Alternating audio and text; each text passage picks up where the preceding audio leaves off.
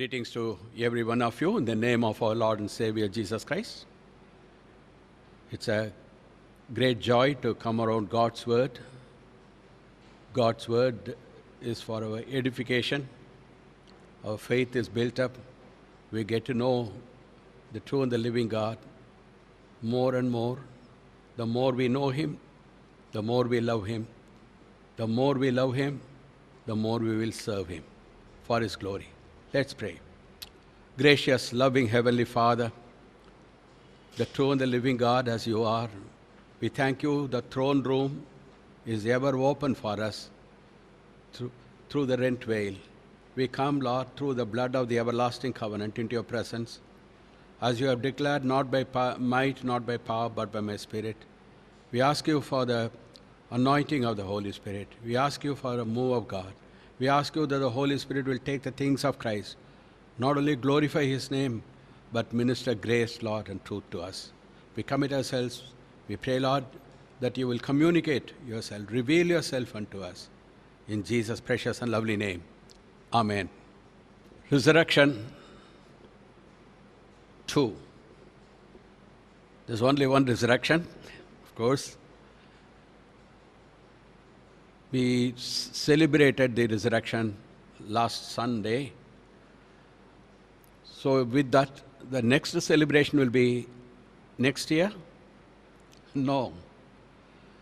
Resurrection is not an act, not an event that we can celebrate once in a year.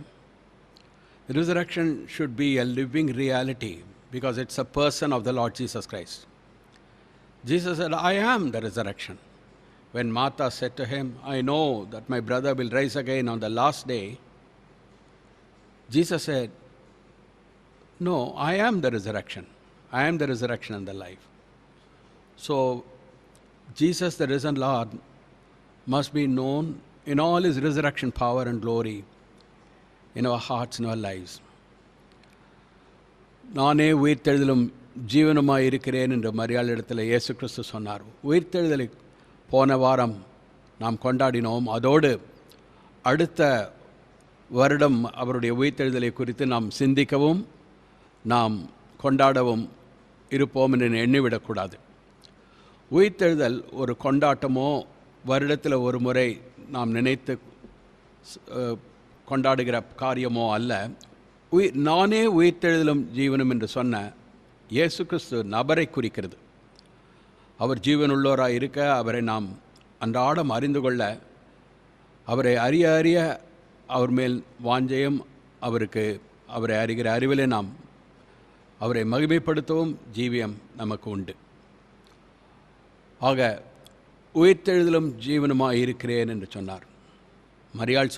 மார்த்தாள் சொன்னால், லாசரு என்னுடைய சகோதரன் அந்த நாளிலே ஒரு நாளிலே உயிர்த்தெழுவான் என்று சொல். இயேசு கிறிஸ்து உடனே நானே உயிர்த்தெழுதலும் ஜீவன் என்று சொன்னார். Let's consider some other truth pertaining to the resurrection of the Lord Jesus Christ. உயிர்த்தெழுந்த இயேசு கிறிஸ்துவை குறித்து மற்ற சத்தியங்களை நாம் ஆராய்ந்து பார்ப்போம். The scriptures are all sufficient to reveal to us the resurrection power of Christ. அவருடைய சத்திய வசனங்கள் இயேசு கிறிஸ்துவை குறித்து, அவர் உயிர்த்தெழுதலின் வல்லமை குறித்து நமக்கு வெளிப்படுத்த போதுமானதாக இருக்கிறது. 1 Corinthians 15 verse 3, For I delivered unto you first of all that which I also received, how that Christ died for our sins according to the Scriptures, and that He was buried, and that He rose again the third day according to the Scriptures. 1 Corinthians 15, நான் அடைந்ததும் உங்களுக்கு பிரதானமாக ஒப்புவித்ததும் என்னவென்றால், கிறிஸ்துவானவர் வேத வாக்கியங்களின்படி நமது பாவங்களுக்காக மரித்து அடக்கம் பண்ணப்பட்டு வேத வாக்கியங்களின்படி மூன்றாம் நாளில் உயிர்த்தெழுந்து. Christ died according to the Scriptures, buried and rose again according to the Scriptures. The Scriptures referred to here are the Old Testament. வேத வாக்கியங்களின்படி கிறிஸ்துவானவர் மரித்து அடக்கம் பண்ணப்பட்டு மூன்றாம் நாளில் வேத வாக்கியங்களின்படி உயிர்த்தெழுந்தார் என்று சொல்லப்படுகிறது. வார்த்தை வேத வாக்கியங்கள் என்று குறிப்பிடப்படுகிறது. பழைய ஏற்பாட்டை காட்டுகிறது. Since his resurrection, the New Testament has come as the scriptures for his believers. அவர் உயிர்த்தெழுந்தபடியால் புதிய ஏற்பாடு அவரை குறித்து விவரிக்கிறதாக விசுவாசிகளுக்கு கொடுக்கப்பட்டிருக்கிறது.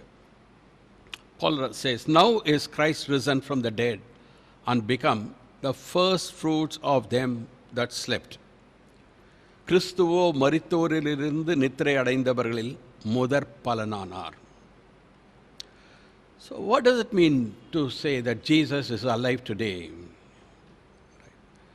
இயேசு கிறிஸ்து ஜீவிக்கிறார், உயிரோடு இருக்கிறார், உயிர்த்தெழுந்தார் என்று சொல்வதனுடைய அர்த்தம் என்ன?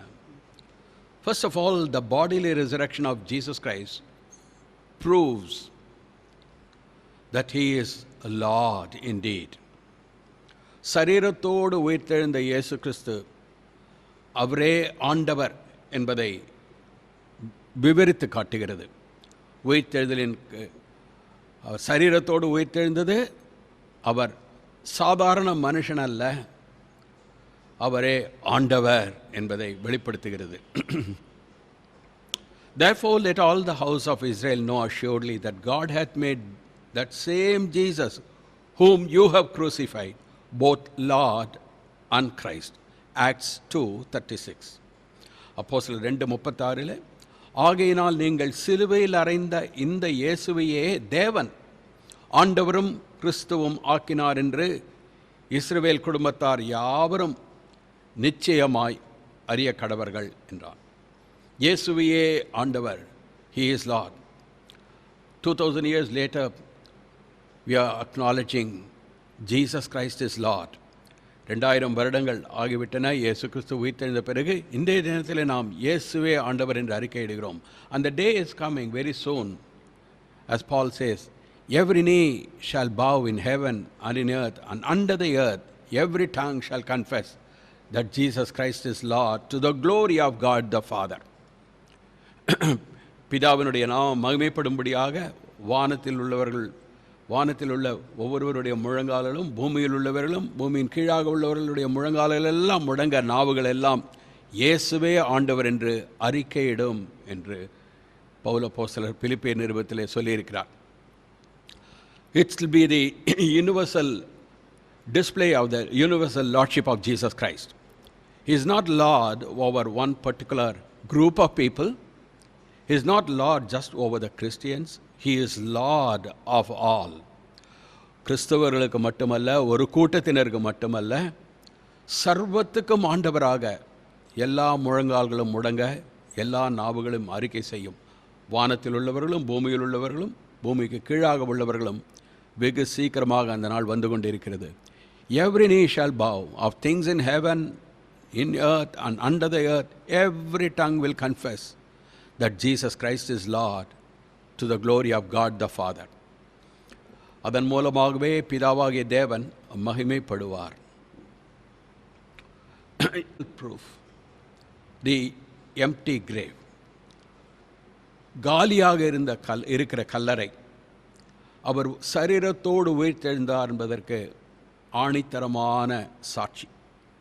For 2000 years, so many men tried to disprove the bodily resurrection of Jesus Christ. சரீரத்தோடு உயிர்த்தெழுந்தார் என்பதை நிராகரிக்க எத்தனையோ பேர் 2000 வருடங்களாக முயற்சி செய்து பார்த்தார்கள். Most of them came to the conclusion that what they tried to disprove was proved, and then they became the ardent believers of the Lord Jesus Christ. நிராகரிக்க சென்ற அநேகர் இயேசு கிறிஸ்து சரீரத்தோடு உயிர்த்தெழுந்தார் என்பதை நிரூபணம் செய்யத்தக்கதாக அவருடைய விசுவாசிகளாக மாறினார்கள். Because that's a fact and that's the truth. He rose again bodily. The Lordship of Jesus Christ is the theocracy of the New Testament. புதிய ஏற்பாட்டினுடைய விசேஷித்த தன்மை என்னவென்றால், இயேசு கிறிஸ்துவனுடைய கர்த்தத்துவமே அங்கு தெய்வீக ஆராதனை, தெய்வீக வழிபாடு. He is Lord. இயேசு கிறிஸ்து ஆண்டவர், சர்வத்துக்கும் ஆண்டவர். So that is the center of the New Testament worship. He is not just a human being, just not a man who lived, who taught something good, did good, and then died. யாரோ ஒரு சாதாரண மனுஷனைப் போல அவர் இருந்து நன்மையானதை போதித்து நன்மையானதை செய்து மரித்தார் என்பது அல்ல. True identity of Jesus was revealed in the bodily resurrection of Jesus Christ. அவர் சரீரத்தோடு உயிர்த்தெழுந்ததனால அவர் உண்மையான ஆள் தத்துவம் யார் என்பதை வெளிப்படையானது. அவரே ஆண்டவர், சர்வத்துக்கும் ஆண்டவராக இருக்கிறவர். Peter said, "This same Jesus whom you crucified is none other than Lord and Christ." இந்த சிலுவையில் அறைந்த, நீங்கள் சிலுவையில் அறைந்த இந்த இயேசு வேறு யாரும் அல்ல, அவரே ஆண்டவரும் கிறிஸ்துவுமாக இருக்கிறார் என்று சொல்லப்பட்டிருக்கிறது. So not only he is Lord, the bodily resurrection proves the lordship of Jesus Christ, but also the bodily resurrection of Jesus offers, because he is alive, offers forgiveness of sins for all who repent and believe on him. இயேசு கிறிஸ்து சரீரத்தோடு உயிர்த்தெழுந்தார் என்பது அவர் ஆண்டவர் என்பதை நிரூபணம் செய்கிறது மட்டுமல்ல, அவர் ஜீவிக்கிறவராக சரீரத்தோடு உயிர்த்தெழுந்தவர் இன்றைக்கும் அதே ஆண்டவராக இருக்கிறபடியால் எல்லோருக்கும் அவரிடத்தில் வருகிற எல்லோருக்கும், விசுவாசிக்கிற அனைவருக்கும் பாவ மன்னிப்பு அருளுகிறவராக இருக்கிறார். He was delivered for our offenses and was raised again for our justification. We read in Romans 4:25. ரோமர் 4:25 அவர் நம்முடைய பாவங்களுக்காக ஒப்பு கொடுக்கப்பட்டும் நாம் நீதிமான்களாக்கப்படுவதற்காக எழுப்பப்பட்டும் இருக்கிறார் என்று வாசிக்கிறோம். The bodily resurrection of Jesus Christ, he is alive, he is risen. That means what? That means, why did he die if he is Lord? To show that the human sin cannot be taken away by any other means, so the Lord himself came down as man, atoned for the sin of humanity, and then having abolished sin and death, he has risen again bodily. இயேசு கிறிஸ்து ஆண்டவர் என்றால் அவர் எதற்காக மரிக்க வேண்டும், எதற்காக அவர் அப்படி பாடுபட வேண்டும் என்பதை சிந்திக்கும் பொழுது, அவரே ஆண்டவராக இருந்தவர் மனிதனாக அவதரித்து மனிதனுடைய பாவத்தை போக்குவதற்காக அவர் பலியாக தம்மை தாமே ஒப்பு கொடுத்தார். அவரிடத்தில் பாவம் இல்லாதபடியால் அவர் சரீரத்தோடு உயிர்த்தெழுந்தார் என்பதை காட்டுகிறது. அது மட்டுமல்லாமல் ஆதலால் அவர் ஜீவிக்கிறவராக இருக்கிறபடியால் நம்முடைய பாவத்தை மன்னிக்க முடிகிறது. Because he is alive, he is able to forgive our sins. A dead person cannot forgive our sins, for in death there is no remembrance of the, says God's word. பாதாளத்திலே தேவனை குறித்த நினைவு இல்லை. மரித்து போனவர்கள் பாவத்தை மன்னிக்க முடியாது. The dead people have no jurisdiction over the living at all. மரித்தவர்கள் ஜீவனோடு இருக்கிறவர்களுக்கு ஒன்றையும் செய்ய முடியாது. The living person, because Jesus is alive today, he died for our sins, he is alive today to forgive our sins when we come to him. அவர் மரித்தவர் நம்முடைய பாவத்துக்காக மரித்தபடியால், அவர் உயிரோடு எழுந்த இயேசுவாக இருக்கிறபடியால் அவர் நம்முடைய பாவத்தை மன்னிக்க வல்லவராக இருக்கிறார். நம்முடைய பாவங்களுக்காக ஒப்பு கொடுக்கப்பட்டவர், நாம் நீதிகரிக்கப்படும்படியாக, நம்முடைய பாவங்களை கழுவும்படியாக, மன்னிக்கும்படியாக அவர் ஜீவனுள்ளவராய் எழுப்பப்பட்டவராய் இருக்கிறார். The risen Lord, because he is alive, he is able to forgive our sins. No human being can atone for the sin of mankind. மனிதனுடைய பாவத்தை எந்த மனிதனும் போக்க முடியாது, மன்னிக்க முடியாது. No church can forgive our sins. Right? We can confess, but forgiveness of sins is only in the Lord Jesus Christ. Peter said very clearly, right? There is none other name given under heaven whereby we must be saved. So, the risen Lord, even today, all those who come to him, He offers forgiveness of sins and the gift of eternal life. ஆதலால் உயிரோடு எழுந்த இயேசு கிறிஸ்து இன்றைய தினத்திலும் யார் யாரெல்லாம் அவரிடத்தில் வருகிறார்களோ அவர்கள் பாவங்களை மன்னித்து நித்திய ஜீவனை அருளும் ஜீவிக்கிறவராக இருக்கிறார். The risen Lord said to his disciples, as we read in Luke 24:47, repentance and forgiveness of sins should be preached in his name among all nations, beginning at Jerusalem. லூக்கா 24:47 உயிர்த்தெழுந்த இயேசு சொன்ன வார்த்தை, அன்றைய மனம் திரும்புதலும் பாவ மன்னிப்பும் எருசலேம் தொடங்கி சகல தேசத்தாருக்கும் அவருடைய நாமத்தினாலே பிரசங்கிக்கப்படவும் வேண்டியது என்று சீஷர்களுக்கு கட்டளையிட்டார். Repentance and forgiveness of sins in his name, not just to his people, the Jews or the nation of Israel only, beginning at Jerusalem to all nations, because he did not die for a particular people, for a particular country, but he died to take away the sin of the whole world. ஒரு கூட்ட ஜனத்திற்காகவோ அவருடைய தேசத்திற்காகவோ அவர் மரிக்காமல் இந்த சகல உலகத்தின் பாவத்தை சுமந்து தீர்க்கிற தேவாட்டுக்குட்டியாக அவர் மரித்து உயிர்த்தெழுந்தபடியால் அவருடைய நாமத்தில் பாவ மன்னிப்பு பிரசங்கிக்கப்பட வேண்டும் என்று, சகல தேசத்தாருக்கும் பிரசங்கிக்கப்பட வேண்டும் என்று அவர் சொன்னார். So Jesus did not die for a particular nation or a particular group of people. He is not the Lord of the Christians.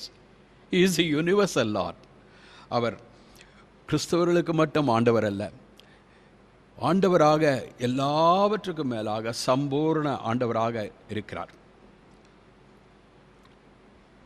So in his name there is repentance and forgiveness of sins for all people. Everyone can come to him and he will never reject. Him that comes to me, I will in no wise cast out. என்னிடத்தில் வருகிறவனை நான் புறம்பே தள்ளுவதில்லை என்று இயேசு சொன்னார். Why? Because there is nobody else who can offer forgiveness of sins. He alone has the authority, because he alone died for our sins and he has taken away our sins by the sacrifice of himself, and he is alive today to forgive our sins. He is a living Savior to forgive our sins. அவர் மட்டுமே நம்முடைய பாவங்களை மன்னிக்கக்கூடியவராக இருக்கிறார். என்றால் நம்முடைய பாவங்களுக்காக மரித்தவர், பாவங்களை போக்கி உயிரோடு எழுந்தபடியால் அவர் மட்டுமே ஜீவிக்கிற கர்த்தர் நம்முடைய பாவத்தை மன்னிக்க முடியும்.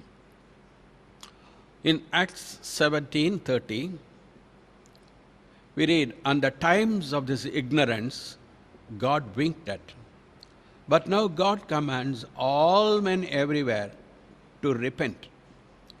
அறியாமையுள்ள காலங்களை தேவன் காணாதவர் போல் இருந்தார், இப்பொழுதோ மனம் திரும்ப வேண்டும் என்று எங்குமுள்ள மனுஷர் எல்லாருக்கும் கட்டளையிடுகிறார்.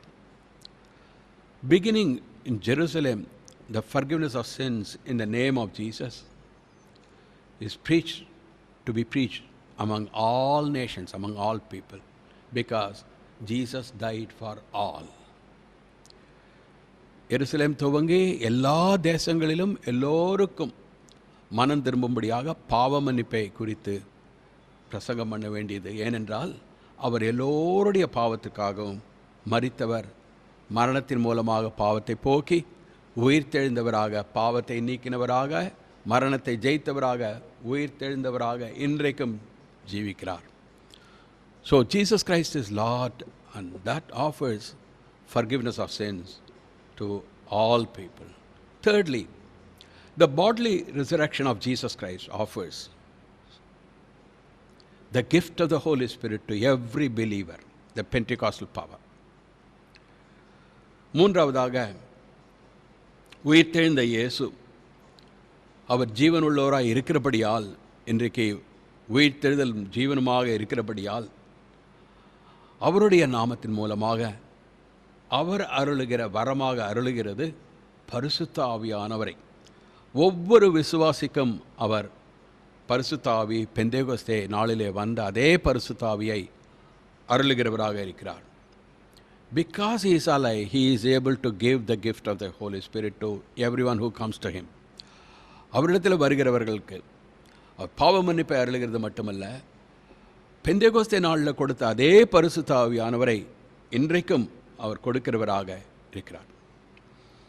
On the day of Pentecost, 50 days after his resurrection, he had gone up to heaven and sent forth the Holy Spirit upon the disciples who were obediently waiting for the fulfillment of the promise that he gave them. 50 நாட்களுக்கு பிறகு, உயிர்த்தெழுந்த 50 நாட்களுக்கு பிறகு பரமேறி சென்ற இயேசு அவருடைய வாக்கின்படியே விசுவாசத்தோடு காத்து கொண்டிருந்த விசுவாசிகள் மேல் பரிசுத்த ஆவியானவரை பொழிந்தருளினார். Peter said on that day, on that occasion, having risen, having ascended up to heaven, he had shed forth this, what you see and hear. உயிர்த்தெழுந்த இயேசு பரமேறி சென்றவர், நீங்கள் கண்டும் இங்கு பார்க்கிறதுமாக இருக்கிற, கேட்கிறதுமாக இருக்கிற பரிசுத்த ஆவியானவரை பொழிந்தருளினார் என்று. Centuries earlier, Joel prophesied, the last days I will pour out my spirit upon all flesh. மாமிசமான யாவர் மேலும் என் ஆவியை ஊற்றுவேன் என்று யோவேல் தீர்க்கதரிசி சில நூற்றாண்டுகளுக்கு முன்பதாகவே சொல்லியிருந்தார். But the Holy Spirit was not granted even to sincere believers, even to the disciples of Jesus, even though they walked with him during his earthly sojourn. பரிசுத்த ஆவியானவர் இயேசு கிறிஸ்துவோடு கூட இருந்த சீஷர்களுக்கும் அவர் பூமியில் இருந்த பொழுது அருளப்படவில்லை. The reason? Because the way to the holiest of all, to the presence of God, was not opened. மகா பரிசுத்த ஸ்தலத்திற்கு போகிற வழி திறக்கப்படாமல் இருந்தது. Without shedding of blood, there is no remission of sins. ரத்தம் சிந்துதல் இல்லாமல் பாவ மன்னிப்பு இல்லை. The animal sacrifices, the animal blood can never take away man's sin. Neither can another man be sacrificed for the sin of humanity, because all are sinners. மிருகங்களுடைய ரத்தம் பாவத்தை, மனிதனுடைய பாவத்தை போக்காது. ஒரு மனிதனுடைய ரத்தமும் மனுகுலத்தின் பாவத்தை போக்காது, ஏனென்றால் எல்லோரும் பாவிகள். For this cause came Jesus without sin, born of the Virgin, lived a sinless life, and qualified as the Lamb of God to be offered, to be sacrificed, to take away the sins of the world. இதற்காகவே இயேசு கிறிஸ்து தேவகுமாரன் கன்னி பிறப்பாக பாவமில்லாதவராக பிறந்தவர் மட்டுமல்ல, வாழ்க்கையிலே பாவமில்லாதவராக ஜீவித்தபடியால் அவர் ஒருவரே உலகத்தின் பாவத்தை சுமந்து தீர்க்கிற தேவாட்டுக்குட்டியாக மரிப்பதற்கு, தன்னைத்தானே கொடுப்பதற்கு அவர் தகுதியுள்ளவனானார். So Jesus made atonement through the blood, and that's why the veil of the temple was rent in twain when he said it is finished, the work of redemption is finished. ஆதலால் தான் இயேசு கிறிஸ்து எல்லாம் முடிந்தது என்று சொன்ன பொழுது தேவாலயத்தில் இருந்த திரைச்சீலை மேலிருந்து கீழாக ரெண்டாக கிழிந்தது. அவர் மீட்பின் கிரியையை செய்து முடித்தார். He finished the work of redemption by offering himself, making a perfect atonement for sins. பாவ நிவர்த்தி செய்யும்படியாக தன்னைத்தானே அவர் கொடுத்ததுனால அதை விளக்கும்படியாக தேவாலயத்தில் திரைச்சீலை ரெண்டாக கிழிந்தது. In other words, he opened a way for us the sinners, by being forgiven of our sins through his blood, can approach God the Holy One. மகா பரிசுத்தமான தேவனை நாம் பாவிகளாகிய நாம் அவரிடத்தில் சேரும்படியாக மகா பரிசுத்த ஸ்தலத்திற்கு உரிய வழியை இயேசு கிறிஸ்து தம்முடைய இரத்தத்தின் மூலமாக உண்டாக்கினார், நம்முடைய பாவங்களை போக்கினார் என்பதற்கு அடையாளமாக இருக்கிறது. Because sin is put away, sin is atoned for, we can not only go into the very presence of God, but also the Holy Spirit from God's presence can be granted to us as a gift. And that's what happened on the day of Pentecost. நாம் நம்முடைய பாவங்கள் மன்னிக்கப்படுகிறது மட்டுமல்ல, பரிசுத்த ஆவியானவரை நாம் பெற்றுக்கொள்ளும்படியாக இயேசு கிறிஸ்துவினுடைய சிலுவை மரணம் நமக்கு அருளுகிறது. Because sin is put away, God sent forth the Holy Spirit for all those who are cleansed or washed in the blood of Jesus Christ. இயேசு கிறிஸ்துவின் இரத்தத்தால் கழுவப்பட்டிருந்த அந்த விசுவாசிகளுக்கு அவர் பெந்தேகோஸ்தே நாளிலே பரிசுத்த ஆவியானவரை தேவன் அருளினார். Because he is alive today, because Jesus is risen from the dead, even today he is the one who offers the gift of Pentecost, the same Holy Spirit filling to every believer. அவரிடத்தில் வருகிற ஒவ்வொரு பாவியை அவர் பாவத்தை போக்கி பாவ மன்னிப்பு அருளுகிறது மட்டுமல்ல, பேர்பட்ட பாவ மன்னிப்பை பெற்றுக்கொண்ட அவருடைய விசுவாசிகள் ஒவ்வொருவருக்கும் அவர் பரிசுத்த ஆவியானவரையும் அருளுகிறார். Jesus does not only give forgiveness of sins to the sinners who come to him because he is alive, but also he gives the gift of the Holy Spirit. Peter said on the day of Pentecost, repent and believe and you shall receive the gift of the Holy Spirit. Right? பேதுரு அந்த பெந்தேகோஸ்தே நாளிலேயே சொன்னார், மனம் திரும்பி இயேசு கிறிஸ்துவை விசுவாசியுங்கள், அப்பொழுது உங்களுக்கும் இந்த பரிசுத்த ஆவியானவர் அருளப்படுவார் என்று சொல்லி. You shall receive the gift of the Holy Spirit. Because he is alive today, even after 2000 years, because Jesus is alive and he is the one to fill every believer that comes to him. Ask for the Holy Spirit, he to be filled with the Holy Spirit. இன்றைக்கும் அவர் பரிசுத்த ஆவியானவரை அருளுகிறவராக இருக்கிறார், ஏனென்றால் அவர் ஜீவிக்கிறார். Acts 2:33, being therefore by the right hand of God exalted and having received of the Father the promise of the Holy Ghost, he had shed forth this which you now see and hear. அப்போஸ்தலர் 2:33, அவர் தேவனுடைய வலது கரத்தினாலே உயர்த்தப்பட்டு பிதா அருளிய வாக்குத்தத்தத்தின்படி பரிசுத்த ஆவியை பெற்று நீங்கள் இப்பொழுது காண்கிறதும் கேட்கிறதும் ஆகிய இதை பொழிந்தருளினார். The baptism of the Holy Spirit is a gift because it's a gift from Jesus because he is alive today. He is a baptizer. பரிசுத்த ஆவியினால் அபிஷேகம் பண்ணுகிறவராக இயேசு கிறிஸ்து இன்றைக்கும் உயிரோடு இருக்கிறார். Understand the significance of the Holy Spirit indwelling the believer. பரிசுத்த ஆவியானவர் விசுவாசிகளுடைய உள்ளத்தில் ஜீவிக்கிறதை குறித்த சத்தியத்தை நாம் நன்றாக விளங்கிக் கொள்ள வேண்டும். Lord Jesus Christ is greater than Solomon. Solomon was great. Solomon பெரியவராக இருந்தால், ஆனால் இயேசு கிறிஸ்து அவரை காட்டிலும் பெரியவராக இருக்கிறார். Solomon is known for the temple that he built. About 1004 BC, Solomon dedicated the temple in Jerusalem. எருசலேமில் கிமு 1004 வருடத்தில் சாலமோன் தேவாலயத்தை கட்டினார். And he became famous because of that. The temple that he built in Jerusalem.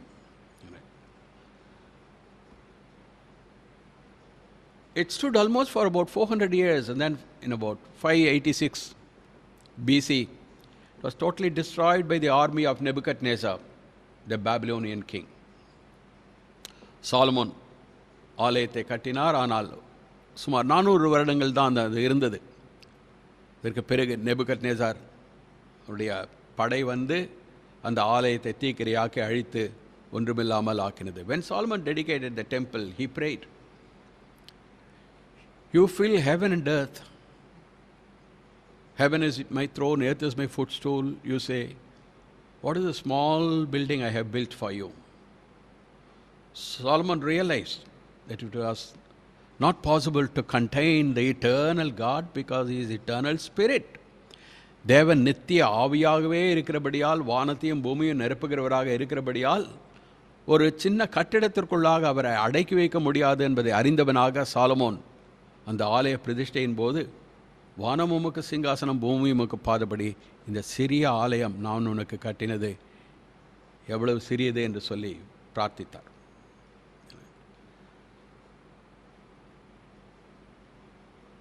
But Jesus has built a temple, the believer's body, as the eternal temple for the eternal spirit. by giving us the Holy Spirit. The Holy Spirit has come to reside within us. Jesus said, He is with you and shall be in you, that He may abide with you. I will send forth the Holy Spirit, that He may abide with you forever. If there is one person who has spoken all about the Holy Spirit, the baptism, indwelling of the Holy Spirit, that was Jesus. இயேசு கிறிஸ்து ஒருவர் மாத்திரமே பரிசுத்தாவியின் அபிஷேகத்தையும் அவர் விசுவாசிகளுக்குள்ளாக இருக்கிறதையும் சரியாக எல்லாவற்றையும் விளக்கி சொன்னவர். He said, He is with you, He shall be in you. உங்களோடு இருக்கிறார், உங்களுக்குள்ளாகவும் இருப்பார் என்று வரப்போகிற காரியத்தை குறித்து இயேசு கிறிஸ்து சொன்னார். That happened because He is alive. Not only He poured out the Holy Spirit on the day of Pentecost. Pentecost நாளிலே பரிசுத்த ஆவியானவர் அன்றைக்கு ஊற்றினது மட்டுமல்ல. We should not think Pentecost again was so many years ago it happened in Jerusalem. எத்தனையோ வருடங்களுக்கு முன்பதாக எருசலேமில் நடந்த நிகழ்ச்சியாக பெந்தேகோஸ்தேவை நினைத்து விடக்கூடாது. Pentecost should be a personal experience of every believer in Jesus Christ. இயேசு கிறிஸ்துவுக்குள்ளாக விசுவாசிக்கிற ஒவ்வொருவருக்கும் பெந்தேகோஸ்தே ஒரு அனுபவமாக, அன்றாட அனுபவமாக இருக்க வேண்டும். The presence of the Holy Spirit in the believer. His very body becomes the temple of the Holy Spirit. God residing within. ஒரு விசுவாசியினுடைய சரீரம் அவருடைய ஆலயமாக, விசுவாசியினுடைய ஆத்மாவுக்குள்ளாக ஜீவிக்கிறவராக, பரிசுத்த ஆவியானவர் தங்குமிடமாக இயேசு கிறிஸ்து அவருடைய இரத்தத்தின் மூலமாக மீட்பை உண்டு பண்ணினார். He made our body a temple of the Holy Spirit through the eternal redemption through His blood by offering up Himself on the cross. He is alive today to give the gift of the Holy Spirit. இன்றைக்கு அவர் ஜீவிக்கிறபடியால் அவரிடத்தில் வருகிறவர்களுக்கு பாவ மன்னிப்பையும் அருளுகிறார். அதோடு அப்பேற்பட்ட விசுவாசிக்கு பரிசுத்த ஆவியும் வரமாக கொடுக்கிறார். Not only He sent forth the Holy Spirit, even today He is a baptizer. அன்றைக்கு பெந்தேகோஸ்தே நாளில் பரிசுத்த ஆவியானவர் அந்த 120 பேர் மேலே பரிசுத்த ஆவியானவர் அருளினது மட்டுமல்ல, இன்றைக்கும் இயேசு கிறிஸ்து அவர் அபிஷேகிக்கிறவராக அவரிடத்தில் வருகிறவர்களை, தாகத்தோடு கேட்கிறவர்களுக்கு பரிசுத்த ஆவியானவரை அருளுகிறவராக இருக்கிறார். Believer's body is eternal spirit's eternal temple. He has built a temple not made with human hands. மனித கரங்களால் கட்டப்பட முடியாத மனிதனுடைய சரீரத்தையே அவர் பரிசுத்தமாக்கி பரிசுத்த ஆவியானவர் வசிக்கும் ஆலயமாக இயேசு கிறிஸ்து செய்திருக்கிறார், இன்றைக்கும் செய்கிறார். The infilling of the baptism of the Holy Spirit is a real practical experience to be experienced and enjoyed by the believers.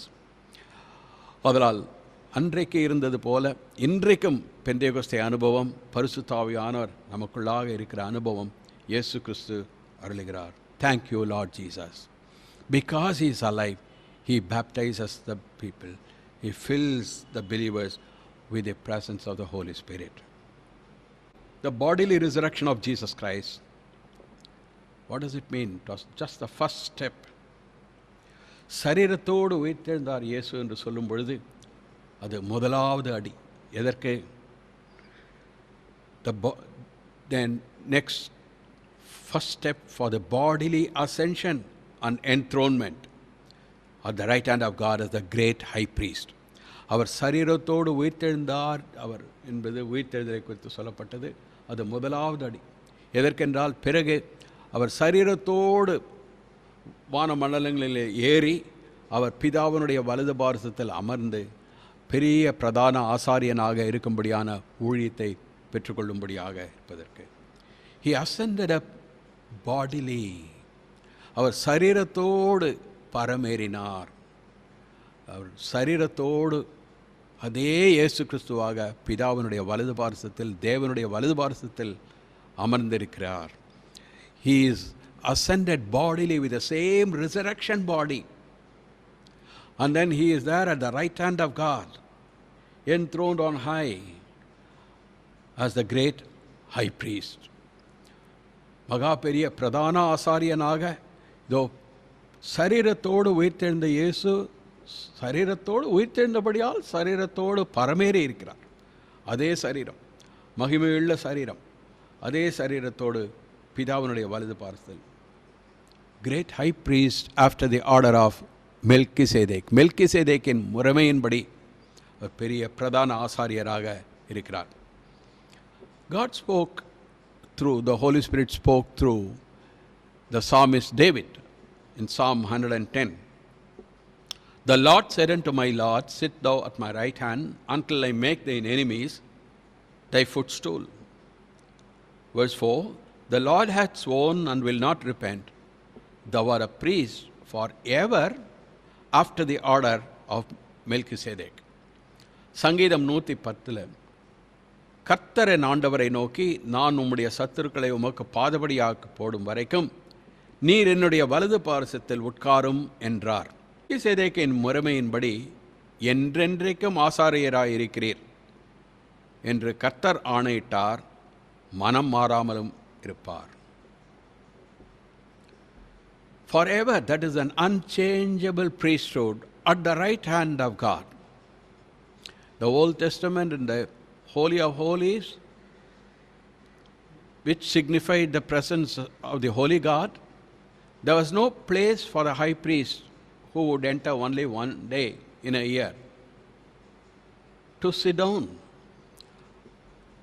ஆசரிப்பு கூடாரத்திலும் சரி, சாலமோன் கட்டின ஆலயத்திலும் சரி, மகாபரிசுத்த ஸ்தலம் என்று சொல்லப்பட்ட இடத்திற்குள்ளாக வருடத்திற்கு ஒரு முறை பிரவேசிக்கிற பிரதான ஆசாரியன் உட்காருவதற்கு அங்கு இடமில்லை.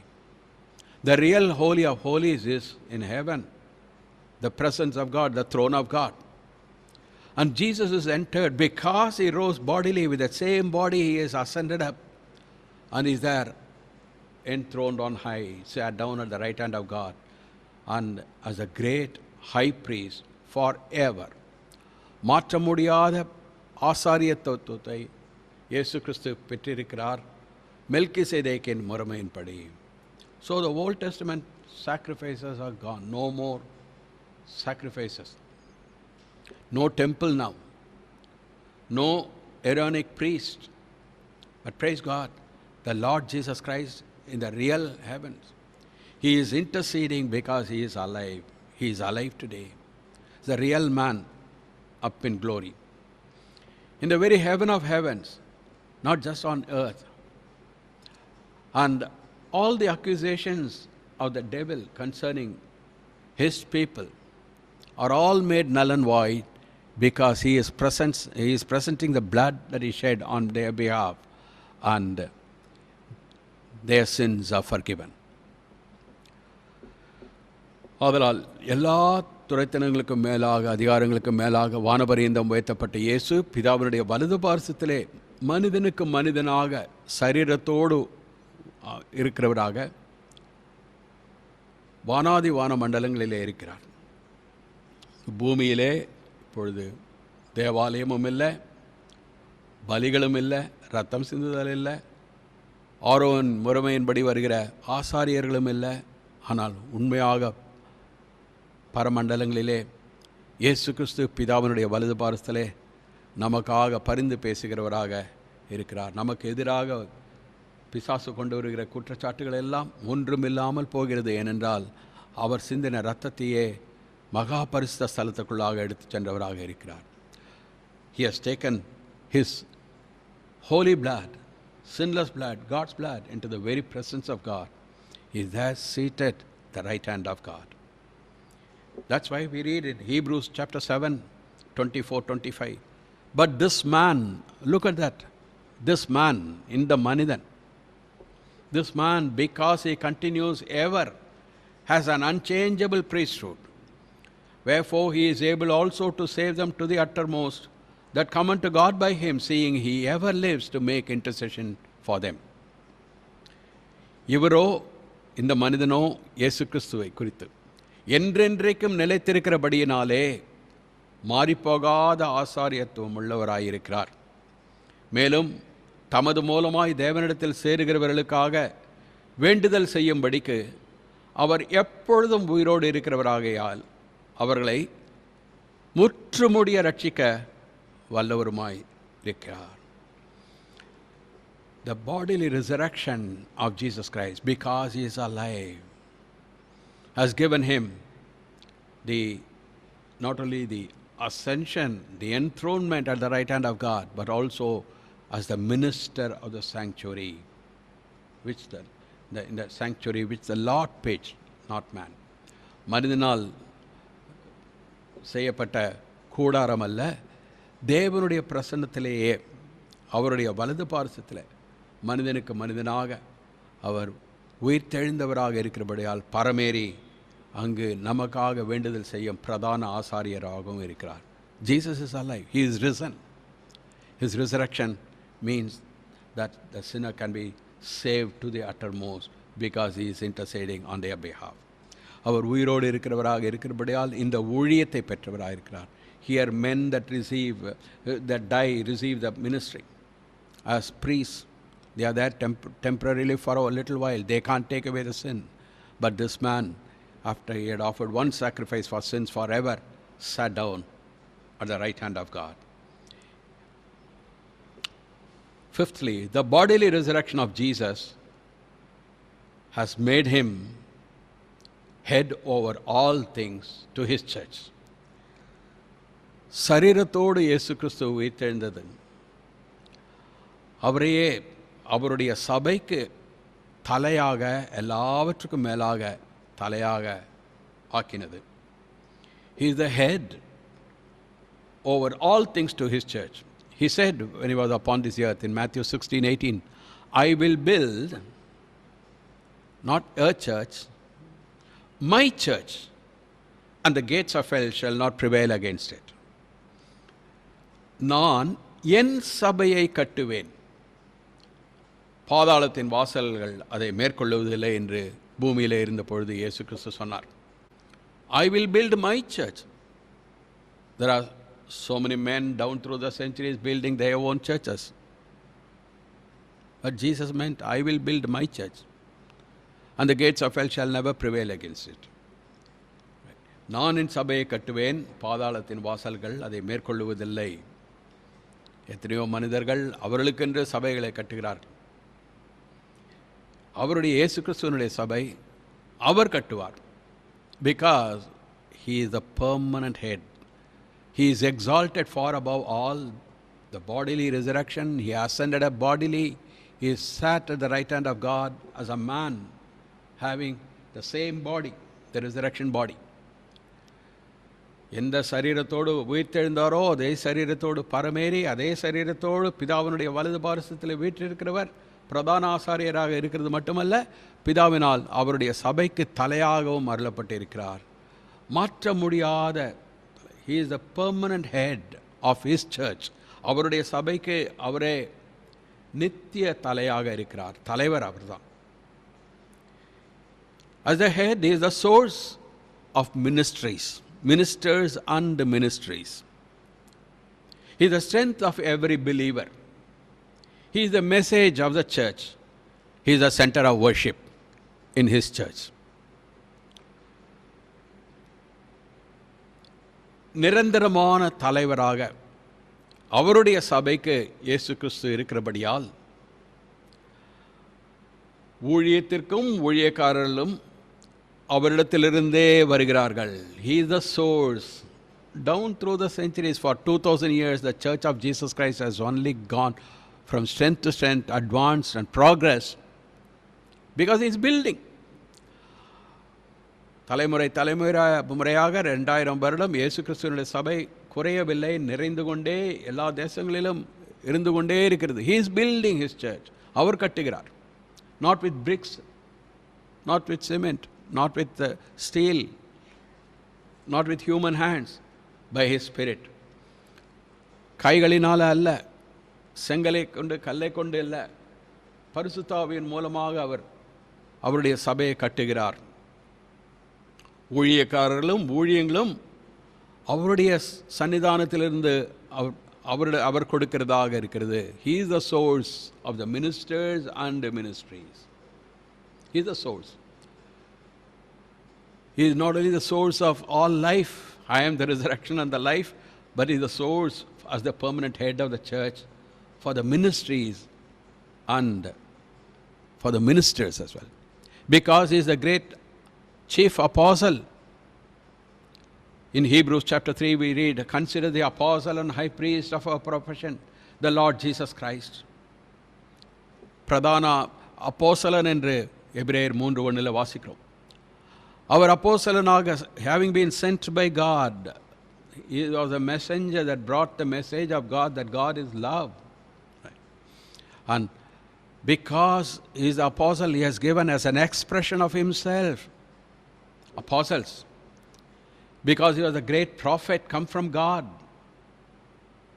he had given prophets in the body of Christ as an expression of his headship ministry. Because he is a great evangelist, having the compassionate heart. When he saw the multitudes, he was moved with compassion. He has given evangelists that go to different places as led by the Spirit, bringing the good news of the gospel with a compassionate heart. Because he is a great teacher. Not teacher come from God, but God come to teach. The great teacher. He has given teachers in the body of Christ. Because above all, he is the good shepherd who laid down his life. He is the great shepherd that is risen again. And he is the chief shepherd who is going to come. He has given shepherds, pastors, to feed the flock of God. The ministers are only expressions of the permanent head, the Lord Jesus Christ. ஊழியக்காரர்கள், அவர் அப்போஸ்தலராக இருக்கிறபடியால் அப்போஸ்தலர்களை அவருடைய ஊழியத்தை வெளிப்படுத்தும்படி அவர் அருளி இருக்கிறார். அவரே பெரிய தீர்க்கதரிசியாக இருக்கிறபடியால் அவருடைய சரீரத்தில் அவருடைய தீர்க்கதரிசன ஜீவனை வெளிப்படுத்தும்படியாக தீர்க்கதரிசிகளை கொடுத்திருக்கிறார். ஜனங்களை பார்த்தபொழுது அவர் மனதுருகிறவராக இருக்கிறபடியால் பெரிய சுவிசேஷகர் அவரே. சுவிசேஷகர்களையும் அவருடைய சரீரத்தில் ஊழியக்காரர்களாக கொடுத்திருக்கிறார்.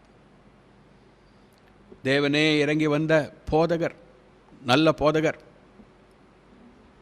அதனால் போதகர்களை அவருடைய சபையை போதிக்க, சத்தியத்தில் நிலைநிறுத்த அவர் கொடுத்திருக்கிறார். அவரே நல்ல ஆசாரியராகவும் இருக்கிறார். Great high priest. Praise God. So the ministers are nothing but the expressions of the true minister of the sanctuary, the Lord Jesus Christ. அதனால் அவருடைய ஊழியக்காரர்கள் எல்லாம் காணக்கூடாத இடத்துல இருக்கிற இயேசு கிறிஸ்துவை வெளிப்படுத்துகிறவர்களாக, இந்த ஊழியத்தின் மூலமாக வெளிப்படுத்துகிறவர்களாக இருக்கிறார்கள். He is the source of ministers and the ministries. இந்த ஊழியங்களை பார்க்கும்பொழுது we know that Jesus Christ is the same yesterday, today and forever.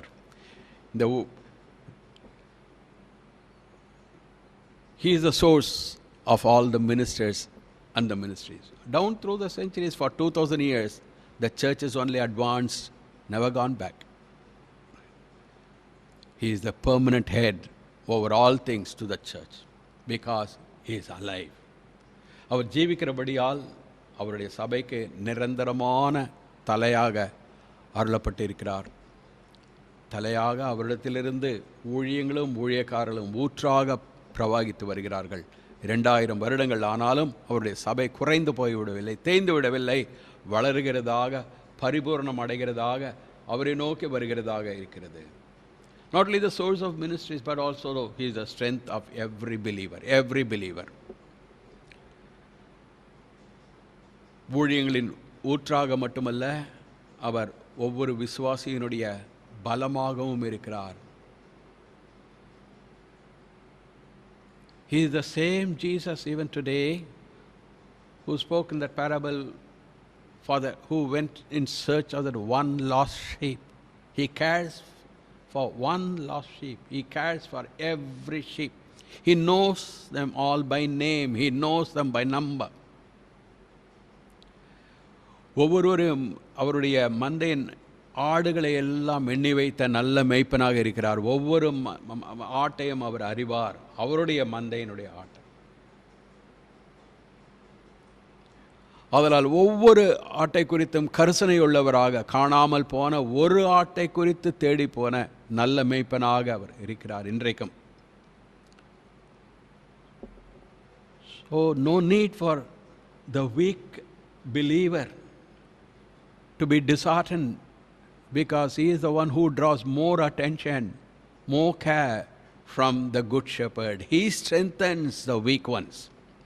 பலவீனப்பட்ட விசுவாசி மனம் சோர்ந்து விட இடமில்லை. ஏனென்றால் பலவீனப்பட்டவர்களை பலப்படுத்துகிறவராக, அவர்கள் மேல் அக்கறை கொண்டவராக, அவர்களை மீட்டவராக இருக்கிறபடியால் இன்றைக்கும் சரீரத்தோடு இருக்கிற இயேசு கிறிஸ்து கரிசனை உள்ளவராக இருக்கிறார். பலவீனத்தை போக்கி பலப்படுத்துகிறார் கிறிஸ்து. Imagine Apostle Paul had to say, I can do all things through Christ who strengthens me. The strength of Apostle Paul was the living Christ. என்னை பலப்படுத்துகிற கிறிஸ்து என்று சொன்னார் அப்போஸ்தலர் பவுல். அப்போஸ்தலர் பவுலையும் பலப்படுத்துகிறவர் ஜீவிக்கிற இயேசு கிறிஸ்து. பலவீனங்களில் சரீர பலவீனங்கள் மட்டுமல்ல, உள்ளான மனுஷனில், நம்முடைய விசுவாசத்தில், not only just the physical weakness but the spiritual weakness. He is the one to strengthen us in our faith. He is the one. He cares for each and every believer because he is alive today. He is risen from the dead. அவர் ஜீவனுள்ளவராக இருக்கிறபடியால் அவருடைய மந்தையின் ஒவ்வொரு ஆட்டையும் அறிந்தவராக, அவர் கரிசனை உள்ளவராக இருக்கிறார். Reason? He has died for them. He has died for each and every soul. அந்த ஆத்மாவுக்காக, உனக்காக, எனக்காக மரித்தவராக இருக்கிறபடியால் நம்முடைய பலவீனத்தை எல்லாம் அவர் அறிந்தவராக, நம்மை பலப்படுத்துகிறவராக, நம்மேல் கரிசனை கொண்டவராக இன்றைக்கும் ஜீவிக்கிற இயேசு கிறிஸ்து இருக்கிறார். He is the message of the church for all the 2000 years. The true church of Jesus Christ. I will build my church. நான் என் சபையை கட்டுவேன். அவருடைய சபை, அந்த சபையினுடைய செய்தி, the message of the church that he is building, there's only one message. Jesus Christ is Lord. அந்த சபைக்கு ஒரே ஒரு செய்தி தான். We preach not ourselves but Christ Jesus the Lord. சிலுவையில் அறையப்பட்ட இயேசுவையே நாங்கள் எங்களை குறித்து பிரசங்கம் பண்ணுகிறதில்லை. சிலுவையில் அறையப்பட்ட இயேசுவையே ஆண்டவர் என்று பிரசங்கிக்கிறோம். பவுல் அப்போஸ்தலர் அன்றைக்கு கொரிந்தியர் நிருபத்தில் எழுதினது எவ்வளவு உண்மையாக இருக்கிறது. இயேசு கிறிஸ்துவினுடைய சபைக்கு இதுதான் அடையாளம். The mark of the true church of Jesus Christ, this is the hallmark, the church of Jesus Christ. He is the message. We preach Christ crucified, unto the Jews a stumbling block, unto the Greeks foolishness, but we preach Christ crucified, made unto us of God wisdom and righteousness, sanctification and redemption. யூதர்களுக்கு இடரலாக இருக்கலாம், கிரேக்கர்களுக்கு பைத்தியகாரத்தனமாக தோன்றலாம். ஆனால் சிலுவையில் அறையப்பட்ட இயேசு கிறிஸ்து விசுவாசிக்கிற நமக்கு தேவபலனும் தேவ ஞானமுமாய் இருக்கிறார். அவரே நமக்கு பரிசுத்தமும் மீட்பும் நீதியும் தேவ ஞானமுமானார். ஹல்லேலூயா. He is the message of the church. Apart from him there isn't anything else. Inexhaustible, தீர்ந்து போகாத செய்தி, and inspiring. அதை கேட்கிற இந்த செய்தியை கேட்க கேட்க ஆத்மாவிலே ஜீவன் வலுவடைகிறது. He is the message of the church. We preach Christ crucified as the Lord. சிலுவையில் அறையப்பட்ட இயேசுவையே ஆண்டவர் என்று, கர்த்தர் என்று பிரசங்கிக்கிறோம். It's a danger for the church when it is going away from this message. சபைக்கு ஆபத்து எப்பொழுது என்றால், இந்த சத்தியத்தை விட்டு, இந்த செய்தியை விட்டு இயேசுவையே பிரசங்கிக்காமல் வேறு எங்கேயாவது போகும்பொழுது தான் பெரிய ஆபத்து. As the permanent head is the center of all worship. நிரந்தரமான சபை, அவருடைய சபைக்கு அவர் தலையாக நிரந்தரமாக சதாகாலத்திலும் இருக்கிறபடியால் அவரே எல்லா தொழுகைக்கும் எல்லா துதிக்கும் கனத்திற்கும் பாத்திரராக மையமாக இருக்கிறார். Jesus never can take a corner. ஏதோ ஒரு மூலையை எடுத்துக்கொள்ளுகிறவராக அல்ல. He is the central figure in the Godhead. தெய்வீகத்தில் திருத்துவத்தில் அவர் மையமாக இருக்கிறார். The Father, Son, Holy Spirit. The Son is there in the center. பிதா குமாரன் பரிசுத்தாவி என்று சொல்லப்படுகிற அந்த திருத்துவ தெய்வத்துவத்துக்குள்ளாக பிதாவுக்கும் பரிசுத்தாவிக்கும் நடுவில் இருக்கிறவர் தேவகுமாரன் இயேசு கிறிஸ்து.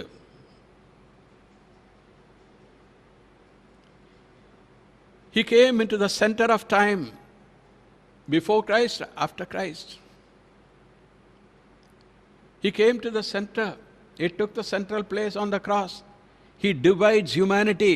He is the center point. On one side, the repentant thief, on the other side, unrepentant thief. He is there in the center, the Savior. He takes the central place in redemption. He takes the central place in creation. All things were created by Him and for Him. He is before all things, and in Him all things consist. சிருஷ்டியிலே மையமாக அவர் இருக்கிறார். சகலமும் அவருக்காகவும் அவரை கொண்டும் சிருஷ்டிக்கப்பட்டது. In redemption, He takes the central place on the cross. Believer and unbeliever, He divides humanity.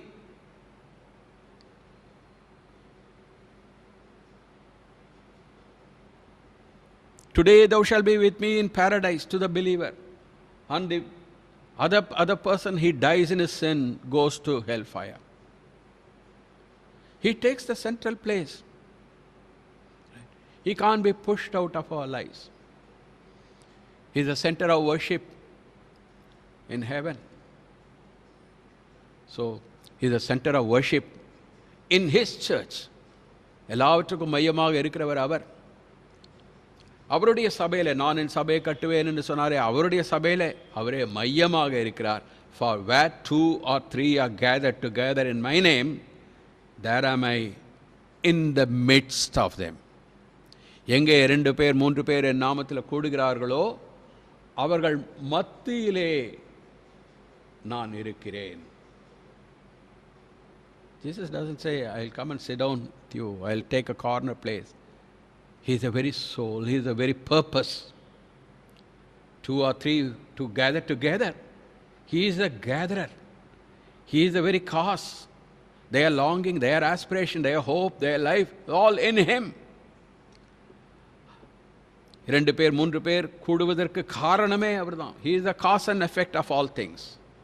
He is the permanent head of all things to the church. Because He rose again, He is alive bodily.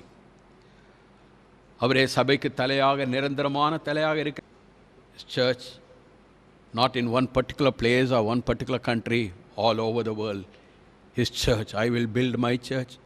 He is gathering His people, the elect from all nations, all languages. எல்லா தேசத்திலிருந்தும் எல்லா பாஷைக்காரர்கள் மத்தியிலிருந்தும் அவருடைய இரத்தத்தால் அவர் மீட்டுக்கொள்கிற அவருடைய சபை, அந்த சபைக்கு அவரே தலையாக இருக்கிறார். The bodily resurrection of Jesus proves one more thing. சரீரத்தோடு இயேசு கிறிஸ்து உயிர்த்தெழுந்தார் என்பது இன்னொரு சத்தியத்தை காட்டுகிறது. The judgment of God is coming soon upon the world. உலகத்தின் மேல் நியாயத்தீர்ப்பு சீக்கிரமாக வருகிறது, நியாயத்தீர்ப்பு வருகிறது என்பதை சரீரத்தோடு உயிர்த்தெழுந்த இயேசு கிறிஸ்து காட்டுகிறது. On the cross when He died, He said before that, now is the judgment of this world, now shall the prince of this world be cast out. If I be lifted up from the earth, I will draw all men unto me. இப்பொழுதே இந்த உலகத்திற்கு நியாய தீர்ப்பு, இந்த உலகத்தின் இந்த அதிபதி புறம்பே தள்ளப்படுகிறான், நான் உயர்த்தப்படும் பொழுது எல்லோரையும் இழுத்து கொள்ளுவேன் என்று சிலுவை மரணத்துக்கு முன்பதாக இயேசு கிறிஸ்து சொன்னார். God brought judgment of sinners. Sin, sorry. God brought judgment of sin in condemning sin in the flesh of Jesus Christ. மனித சாயலில் வந்த இயேசு கிறிஸ்துவினுடைய சரீரத்தில் பாவ சரீரம் போகும்படியாக தேவன் பாவத்தை நியாயம் தீர்த்தார் கல்வாரி சிலுவையிலே. The resurrection of Jesus Christ shows very soon God will not always prolong. He is long suffering, but the long suffering, the long rope has an end. தேவன் நீடிய பொறுமையுள்ளவராக இருக்கிறார். ஆனால் நீண்ட கயிறு என்று சொல்லும் பொழுது அதற்கும் நீண்ட காரியத்துக்கும் முடிவு உண்டு. The judgment upon the world of the ungodly, unrepentant is coming very soon. மனம் திரும்பாத அவிசுவாசிகள் உலகத்தின் மேலே தேவனுடைய கோபாக்கினை ஊற்றப்படும் நாள் வந்து கொண்டிருக்கிறது என்பதை காட்டுகிறது. Judgment of sin, next to come judgment of sinners. முதலாவது சிலுவையிலே தேவன் பாவத்தை நியாயம் தீர்த்தார். அவர் மனம் திரும்புதலை கொடுக்கிறார். மனம் திரும்புதல் இல்லாமல் பாவ மன்னிப்பை பெற்றுக்கொள்ளாதவர்கள் மேல், மனம் திரும்பாதவர்கள் மேல் நியாய தீர்ப்பு வருகிறது. The judgment is coming. Acts 17:31, because he hath appointed a day. It's not 24 hours. The scriptures, when it says day or the day of the Lord, it doesn't refer to our calendar time, 24 hours, but a particular time in which God will act. That's the meaning. Because he hath appointed a day in the which he will judge the world. He will judge the world. He will judge the world in righteousness by that one man whom he hath ordained. How do we know? Whereof he hath given assurance unto all men in that he hath raised him from the dead. அப்போஸ்தலர் 17:31 மேலும் ஒரு நாளை குறித்திருக்கிறார். ஒரு நாள் என்று சொல்லும் பொழுது நாம் நினைக்கிற வண்ணமாக நம்முடைய காலண்டரில் இருக்கிறது போல ஒரு நாள் 24 மணி நேரம் என்று நினைத்து விடக்கூடாது. ஒரு நாள் என்று வேத வசனத்தில் எங்கெல்லாம் வாசிக்கிறோமோ அல்லது கர்த்தருடைய நாள் என்று வாசிக்கிறோமோ அதெல்லாம் தேவன் இடைபடுகிற வேலை காலத்தை காட்டுகிறது. ஒரு நாளை குறித்திருக்கிறார். அதிலே அவர் தாம் நியமித்த மனுஷனை கொண்டு பூலோகத்தை நீதியாய் நியாயம் தீர்ப்பார். அந்த மனுஷனை மரித்தோரிலிருந்து எழுப்பினதினாலே அதன் நிச்சயத்தை எல்லோருக்கும் விளங்க பண்ணினார். The resurrection, bodily resurrection of Jesus shows there is a judgment coming. No one can go unjudged. From Adam to Antichrist, everybody will face the judgment. ஆதாமிலிருந்து அந்திகிறிஸ்து வரை ஒரு மனிதனும் தப்ப முடியாது. There is a judgment for the angels that sinned. பாவம் செய்த தேவ தூதர்களுக்கும் நியாய தீர்ப்பு உண்டு. He is the supreme sovereign judge over all. In that he raised him from the dead. Because he is alive, he will be the supreme judge by whom all will be judged. Jesus himself said that. For the Father judges no man, but hath committed all judgment unto the Son. Look at that word. Hear that. The Father does not judge, but he has committed all judgment unto the Son, the Son of God, Jesus Christ. That all men should honor the Son, even as they honor the Father. He that honoreth not the Son, honoreth not the Father, which hath sent him. பிதாவை கனம் பண்ணுகிறது போல எல்லோரும் குமாரனையும் கனம் பண்ணும்படிக்கு பிதாவானவர் தாமே ஒருவருக்கும் நியாயத்தீர்ப்பு செய்யாமல் நியாயத்தீர்ப்பு செய்யும் அதிகாரம் முழுவதையும் குமாரனுக்கு கொடுத்திருக்கிறார். In the day when God shall judge the secrets of men by Jesus Christ. God shall judge the secrets of men by Jesus Christ. தேவன் இயேசு கிறிஸ்துவை கொண்டு மனுஷருடைய அந்தரங்கங்களை குறித்து நியாய தீர்ப்பு கொடுக்கும் நாளிலே we only know that he stood before Pilate and Pilate washed off his hands.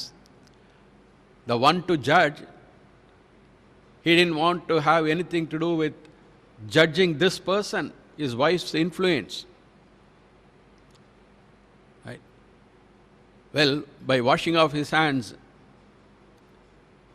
He is not freed from the judgment that's going to come upon him. The tables are going to be changed.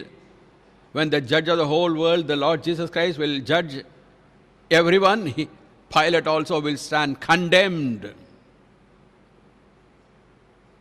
Because Jesus said to Pilate said to Jesus, don't you know I have the power, the authority to let you go as well as to deliver you? Jesus said, you could have no power at all over me. Therefore, the one who delivered me to you has the greatest sin. Greatest sin. That means Pilate himself was guilty there, standing. Just by washing his hands, maybe the dirt in his hand would have been washed off, but not the guilt, the sin of that person. Right? There's a day of judgment coming when the tables will be changed. Pilate will realize that he is the one whom he judged is indeed the judge of the whole world. பிலாத்து கைகளை கழுவி இயேசு கிறிஸ்துவை நியாயம் தீர்க்க விரும்பவில்லை என்பதை காட்டினார்.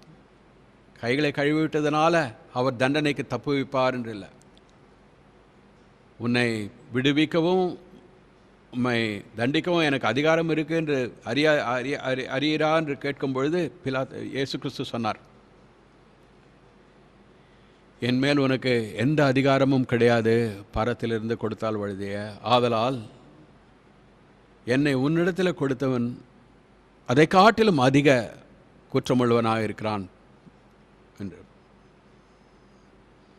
So the chief priests and the Sanhedrin, they are at fault. They are guilty on the day of judgment. The very word judgment, the Pilate's successor, Felix, he heard when Paul said to him of the judgment to come, he trembled at the thought, the judgment.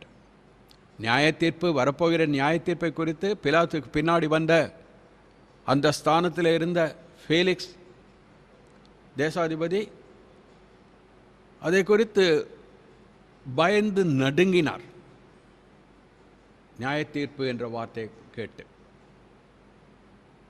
Well, on that day, when the tables are changed and then the true judge judges, it will be absolute righteousness. நீதியோடு நியாயம் தீர்ப்பார். Because he is the king of righteousness. He is the king of peace and king of righteousness, Melchizedek. There is no partiality, there is no favoritism, and he will judge the world in absolute righteousness. பட்சபாதம் கிடையாது, தனக்கு வேண்டியது சாதகம் என்றெல்லாம் கிடையாது. இந்த உலகத்தை நீதியோடு நேர்மையோடு ஒவ்வொருவரையும் நியாயம் தீர்ப்பார். இயேசு கிறிஸ்து மரணத்தை பரிகரித்து சரீரத்தோடு உயிர்த்தெழுந்தவராக இருக்கிறபடியால் தேவாதி தேவன் பிதா எல்லா நியாய தீர்ப்பையும் குமாரனிடத்தில் கொடுத்திருக்கிறார். குமாரனே எல்லாவற்றையும் நியாயம் தீர்ப்பார். That judge is alive today. பிதாவே இவர்களுக்கு மன்னியும். Father, forgive them, for they know not what they do. The 7 words of Jesus on the cross are mostly mistaken, misinterpreted, misunderstood. Particularly this verse, Father, forgive them, for they know not what they do. பிதாவே இவர்களுக்கு அதை மன்னியும், இவர்கள் செய்வது இன்னதென்று அறியாமல் செய்கிறார்கள் என்று இயேசு கிறிஸ்து சொன்ன 7 வார்த்தைகள், அவருடைய சிலுவையிலிருந்து சொன்ன வார்த்தைகள் என்று சொல்லி அதிகமாக பிரசங்கிக்கிறார்களே தவிர அதனுடைய உள்ள அர்த்தத்தை எல்லாம் புரிந்து கொள்ளுகிறதில்லை. Whom did he mean? Did he mean Pilate? Not at all. Did he mean the Sanhedrin, the chief priests and all that? Not at all. Jesus said, the one who delivered me to you has the greatest sin. You are sinner. You will be condemned. But the one who delivered he will receive much more. Right? So obviously he did not pray for these people. I leave it to you to find out from the scriptures whom he meant. பிதாவே இவர்களுக்கு மன்னியும் என்று சொன்னது பிலாத்தை குறித்து அல்ல. என்னை உன்னிடத்தில் ஒப்புவித்தவன் உன்னை இதை காட்டிலும் அதிக ஆக்கினைக்குள்ளாக தீர்க்கப்படுவான் என்று சொன்னார். ஆதலால் பிலாத்துக்கு அல்ல, ஆலோசனை சங்கத்துக்கு அல்ல, யாரை குறித்து அவர் அப்படி வேண்டுதல் செய்தார் என்பதை வேதத்திலிருந்து நீங்களே அறிந்து கொள்ள வேண்டும். He is a judge because he is alive, he is a man. He is the resurrection and the life. But now the judgment of God is nearer. The judgment is just about to begin. The first thing that's going to happen in the agenda of God is a rapture any time now. அதனால் நியாய தீர்ப்பு துவங்கும் கால சமீபமாக இருக்கிறது என்று சொன்ன அந்த சமீபம் வந்துவிட்டது. எந்த நிமிஷத்திலையும் மறுரூபமாகி சபையானது எடுத்துக்கொள்ளப்படுகிற தருணத்தில் இருக்கிறோம். The minute the rapture takes place, then the tribulation upon this world. எந்த நிமிஷம் சபையானது எடுத்துக்கொள்ளப்படுகிறதோ அந்த வேளையிலே உபத்திரவ காலம். Jesus described the great tribulation. I said, no flesh shall be saved except those days be shortened. In other words, those days are met with divine intervention. மகா உபத்திரவ காலத்தை குறித்து இயேசு சொல்லும் பொழுது அந்த நாட்கள் குறைக்கப்படாவிட்டால் ஒருவனும் தப்ப முடியாது என்று சொன்னார். தேவன் இடைபடாவிட்டால் அந்த நாட்கள் ஒருவனும் தப்ப முடியாது அந்த அழிவில் இருந்து. So the tribulation is coming. Tribulation is a period when God's wrath will be poured out upon the world of the unbelieving and ungodly. Day of God's vengeance. We read in the Old Testament and in the New Testament. God's time of God's wrath. It's not that just that the last 7-year tribulation period is described as the time of Jacob's trouble. It's a troubled 7-year tribulation for the nation of Israel that's coming. They can't escape. It's the time of God's wrath. Time of God's vengeance. தேவ கோபாக்கினை ஊற்றப்படும் நாள். 2000 years ago, John was granted revelation by the Lord Jesus Christ. And the book of Revelation, many don't want to read that because it's frightening. But chapter 6 reads like this. Chapter 6, I beheld when he had opened the 6th seal. The one who had the authority to open all the 7 seals was the Lord Jesus Christ himself. Nobody else. No one else was found worthy to open the book. Praise God. And lo, there was a great earthquake, and the sun became black as sackcloth of hair, and the moon became as blood. And the stars of heaven fell unto the earth, even as a fig tree casteth her untimely figs, when she is shaken of a mighty wind. And the heaven departed as a scroll when it is rolled together, and every mountain and island were moved out of their places. And the kings of the earth, and the great men, and rich men, and the chief captains, and the mighty men, and every bondman, and every free man, hid themselves in the dens, in the rocks of the mountains, and said to the mountains and rocks, fall on us, hide us from the face of him that sits on the throne, and from the wrath of the Lamb, wrath of Jesus Christ, the Lamb of God. For the great day of his wrath is come, and who shall be able to stand? ஆறாம் முத்திரையை உடைக்க கண்டேன். இதோ பூமி மிகவும் அதிர்ந்தது. சூரியன் கருப்பு கம்பளியைப் போல கருத்தது. சந்திரன் ரத்தம் போலாயிற்று. அத்திமரம் பெருங்காற்றினால் அசைக்கப்படும் பொழுது அதன் காய்கள் உதிர்கிறது போல வானத்தின் நட்சத்திரங்களும் பூமியிலே விழுந்தது. வானமும் சுருட்டப்பட்ட புஸ்தகம் போலாகி விலகி போயிற்று. மலைகள் தீவுகள் யாவும் தங்கள் இடங்களை விட்டு அகன்று போயின.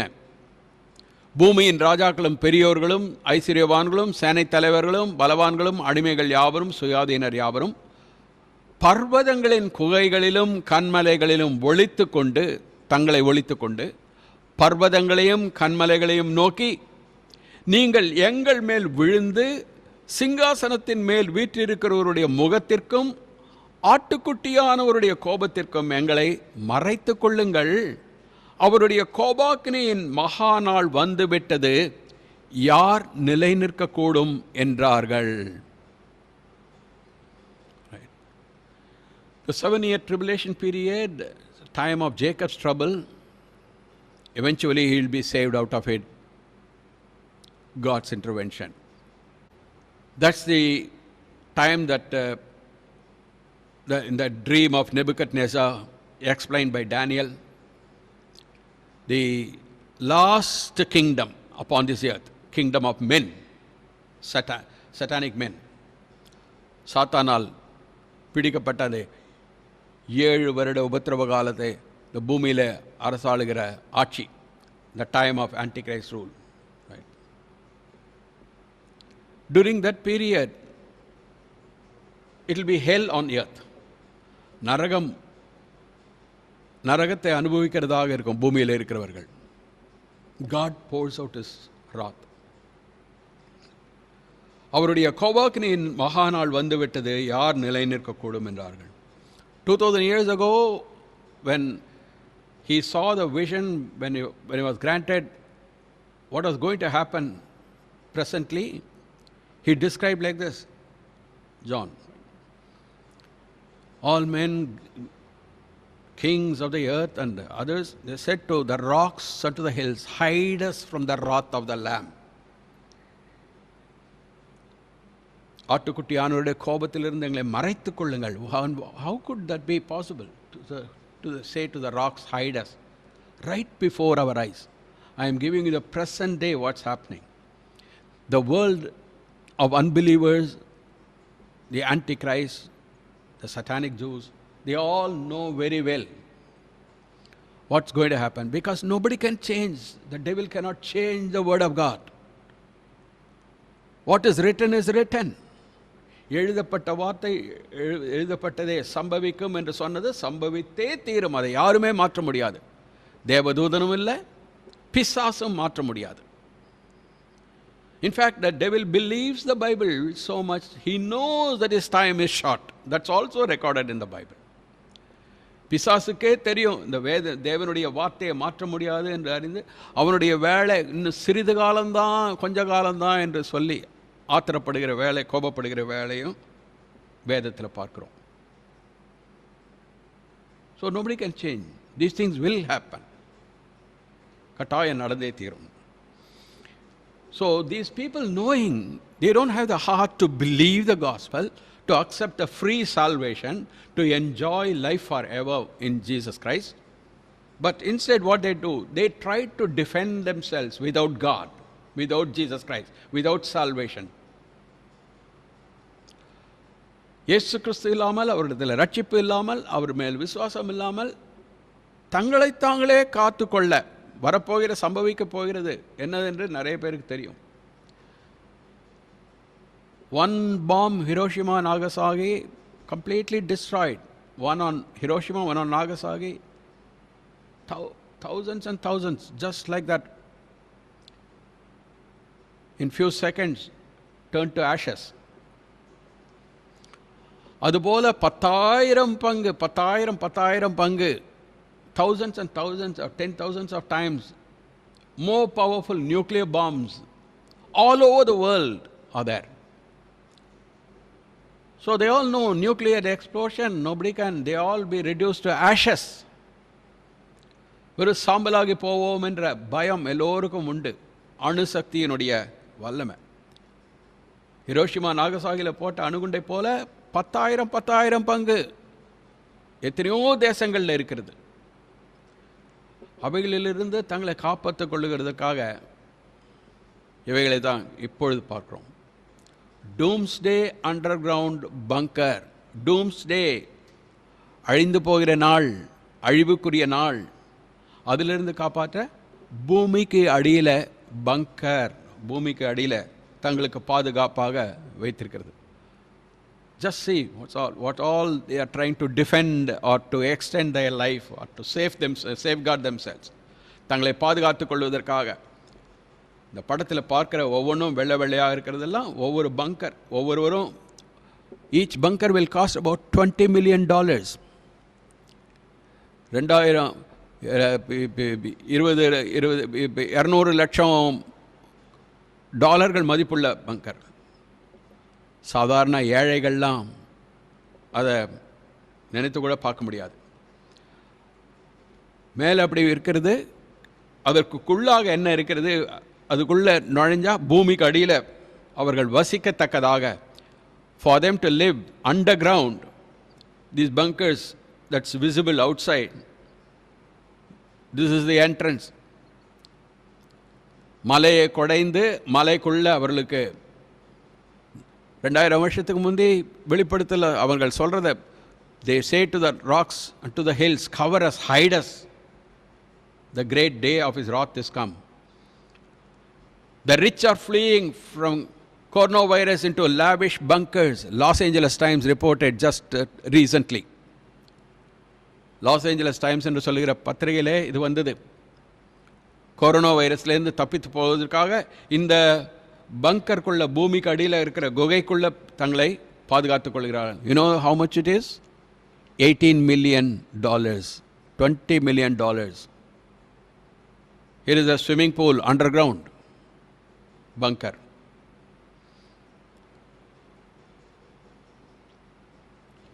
Building underground bunkers for nuclear doomsday.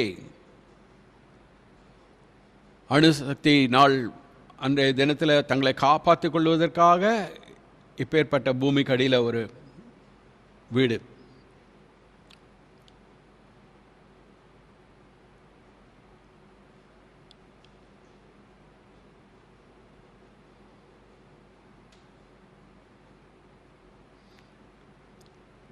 Not just in America, Sweden, in many countries in Germany and other countries in Europe and also in Beijing, China.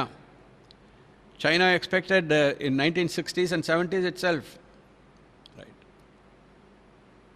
Now they ordered to build bunkers. 1960-70லேயே இப்பேற்பட்ட பூமிக்கு அடியில் இருக்கிற பங்கர்லாம் கட்டும்படியாக. There would be a nuclear warfare in China. பூமிக்கு அடியில்.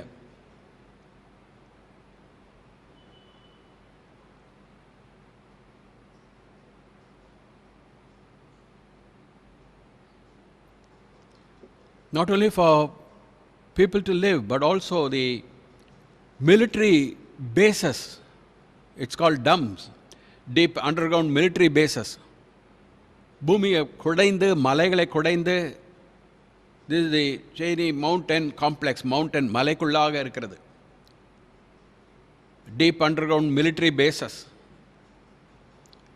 போர்க்காலத்துக்கு என்று அணு ஆயுதங்கள் எல்லாம் அதுக்குள்ளே வைத்திருக்கிறார்கள்.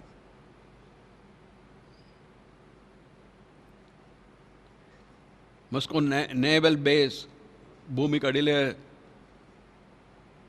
கப்பல்களும் போகக்கூடிய அளவுக்கு. In Sweden, a secretive underground naval base.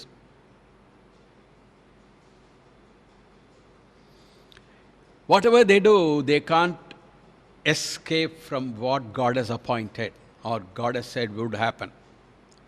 என்னதான் இவர்கள் பூமிக்கு அடியில் போனாலும்,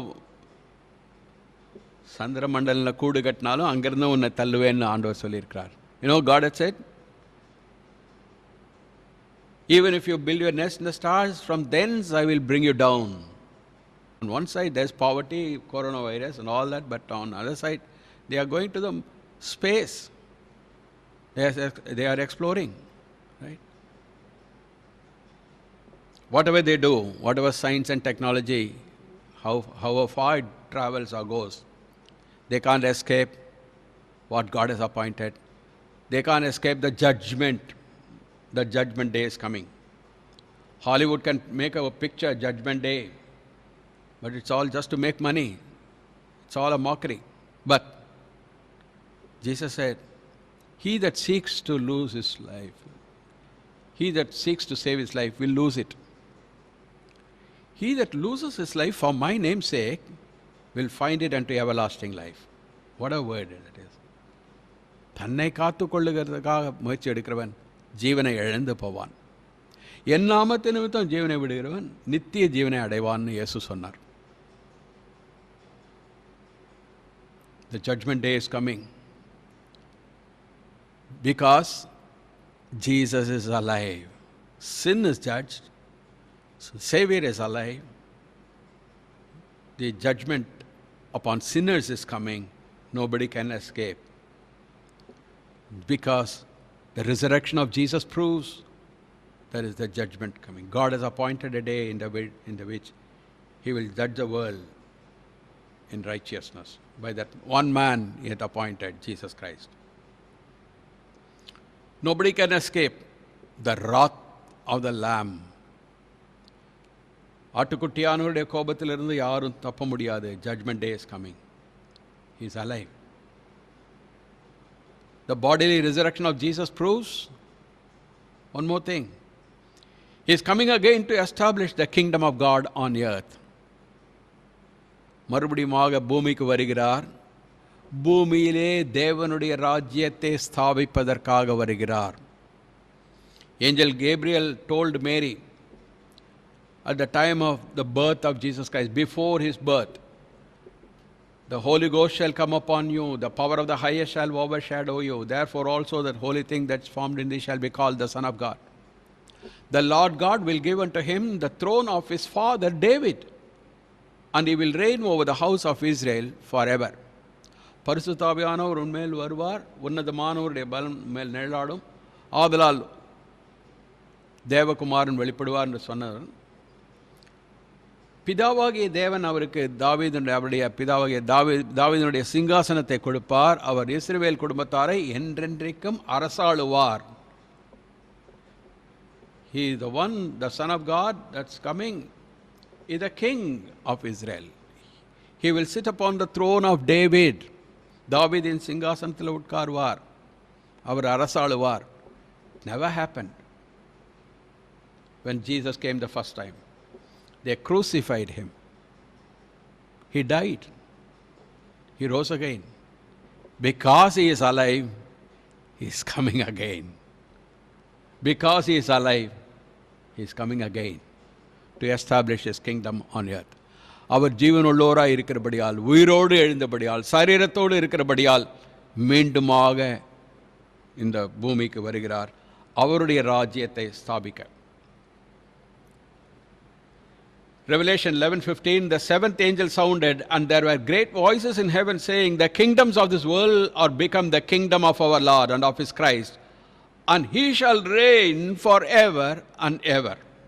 காலம்போதினான், அப்பொழுது உலகத்தின் ராஜ்யங்கள் நம்முடைய கர்த்தருக்கும் அவருடைய கிறிஸ்துவுக்கும் உரிய ராஜ்யங்களாயின. அவர் சதா காலங்களிலும் ராஜ்யபாரம் பண்ணுவார் என்னும் கம்பீர சத்தங்கள் வானத்தில் உண்டாயின. God showed to Nebuchadnezzar his plan for humanity. Well, the earth is the Lord's and the fullness thereof. பூமியும் அதன் நிறைவும் கர்த்தருடையது. என்னதான் மனிதன் இந்த பூமியில் ஆண்டாலும், என்னதான் ஆட்டம் போட்டாலும், இந்த பூமி கர்த்தருடையது. இந்த பூமியிலே தேவகுமாரன் 1000 வருடம் சிங்காசனம் போட்டு தேவராஜ்யத்தை Alvar. So, God will destroy those who seek to destroy this earth. இந்த பூமியை அழிக்க முற்படுகிறவர்களை, யோசிக்கிறவர்களை, அதற்காக செயல்படுகிறவர்களை தேவன் அழிப்பார். தேவனுடைய வார்த்தை. God showed to Nebuchadnezzar the head of gold, Babylonian kingdom, Media Persian kingdom, Grecian kingdom, Roman empire, and finally the foot, 10-nation federation, European Union, iron and clay. Gold, silver, brass, iron and silver, iron and clay. பொன், வெள்ளி, வெண்கலம், இரும்பு, கடைசி பாதங்கள், 10 விரல்கள். 10 ராஜாக்கள் கொண்ட European union வருகிறது. அந்த கடைசி மிருகத்தினுடைய ஆட்சி. இரும்பும் களிமண்ணும். இரும்பும் களிமண். That's what artificial intelligence is. How accurate is God's word 2600 years ago? Silicon Valley, silicon gel, silicon, what is it? Clay. Clay. And artificial intelligence, there is mad rush today. Right? What is artificial intelligence? That is it. Clay and iron. But the final kingdom, a stone cut without hands, is coming, dashing it in pieces, and all those elements, all those metals, they fly away like the chaff in the wind. காற்றில் பதறடிக்கிறது போல அந்த எல்லா உலோகங்களும் தூள் தூளாக பறந்து போக, வானத்திலிருந்து கைகளால் பெயர்க்கப்படாத கல் வந்து அந்த சிலையை தாக்குகிறது. All the kingdoms of this world will completely be destroyed and vanish away.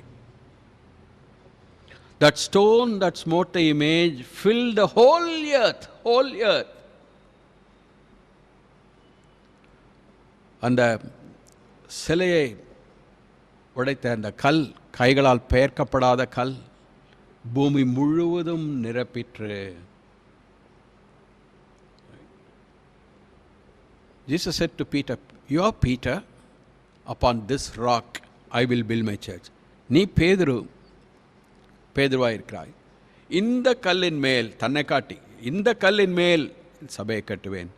He is referred to as the smiting stone, the rejected stone, the stone, the head of the corner.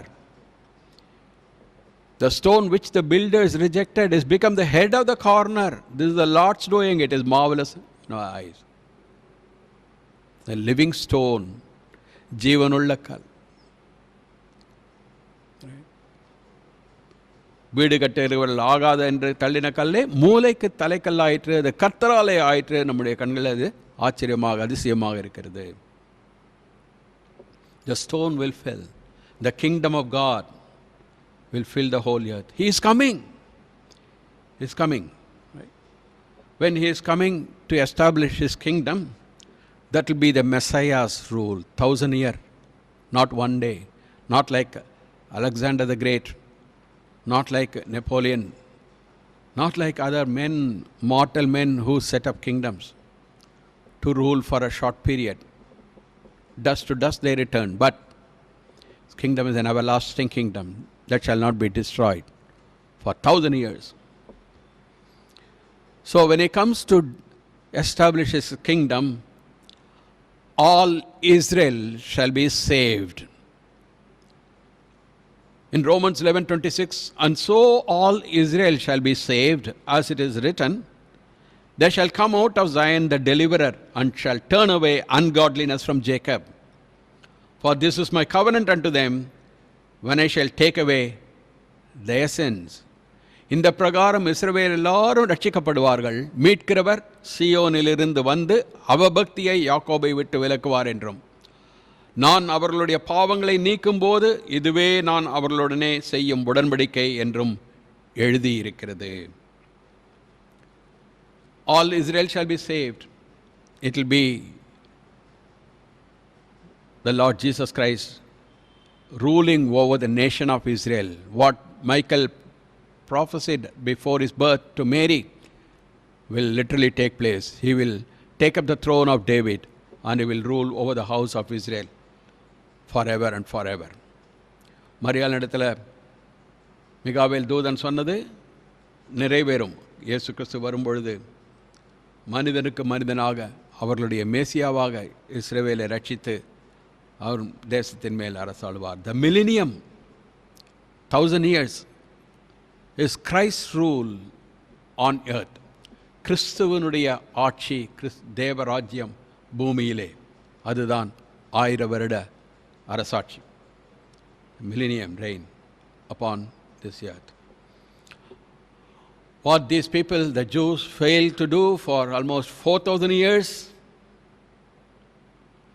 they will do during the millennium reign. They will spread the praise, the name of Messiah all over the world.